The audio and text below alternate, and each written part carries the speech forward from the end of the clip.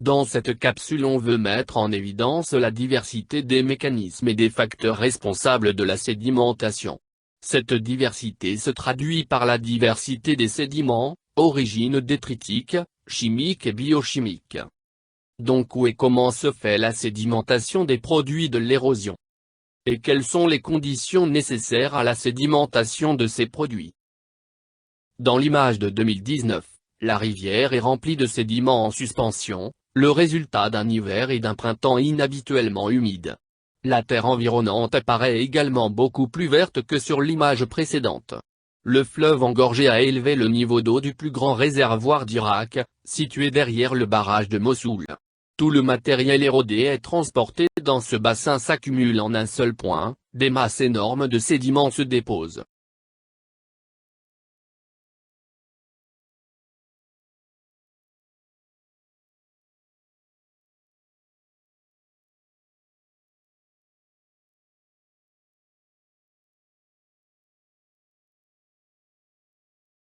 Dans l'image de 2019, la rivière est remplie de sédiments en suspension, le résultat d'un hiver et d'un printemps inhabituellement humides.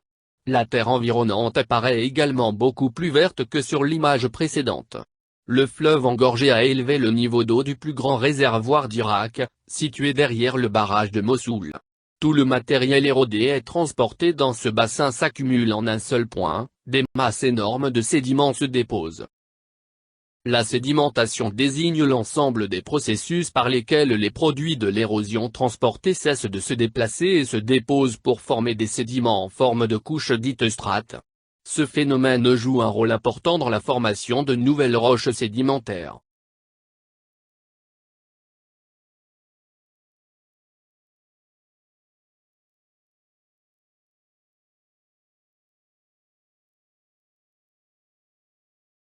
La lagune c'est l'étendue d'eau semi-fermée, peu profonde et séparée de la mer par un récif, barrière naturelle.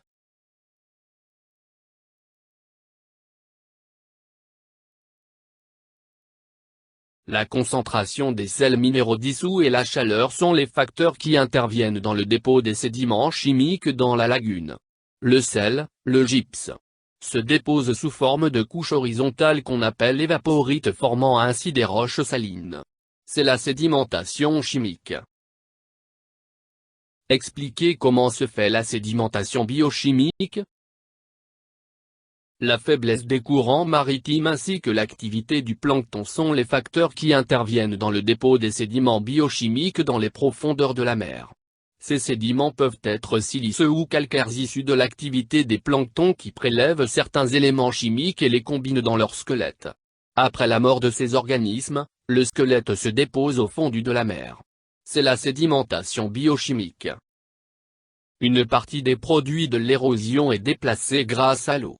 Les sédiments sont transportés plus ou moins loin en fonction de leur taille, de leur solubilité, de leur concentration et de la vitesse du courant du cours d'eau.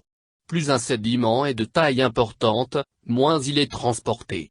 Ceux-ci se déposent ensuite par sédimentation dans un nouveau paysage dont ils modifient ou entretiennent la morphologie.